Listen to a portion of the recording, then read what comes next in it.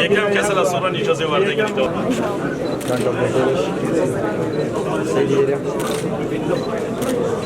ئەمڕۆ کەش لێرانەوە بە مژدەی بە هاوڵاتیانی ئیدارەی سەربەخۆی سۆران ڕادەگەینین کە پێدانی مۆڵەتی شۆفێری بە شێوەیەکی ئەلکترۆنی لە بەڕێوەبەرایەتی هاتوچۆی سۆران دابین دەکرێت و دەستەبەر دەکرێت.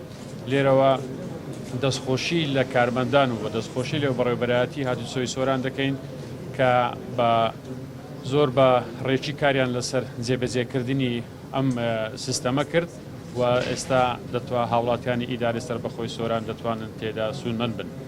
جارێکی کە سوپاسی حکوومەتی هەرێمی کوردستان و بە تایبەتی وەزارەتی ناوەخۆ دەکەین کە ئەم خزمەتگوزاریان هێخستە ئیدارەی سەربەخۆی سۆران و پێشتریش باسی ئەومان کردووە هەبوونی ئیدارەیەکی سەربەخۆ یەکێک لە ئامانجە سەرەکیەکانی ئەوەیە کە ڕۆتینیات کەم بکاتەوە و خەڵک بتوانێت ئیش و کارەکانی لە سنووری ئیدارەی سەربەخۆی سۆران ڕای بگرێتن.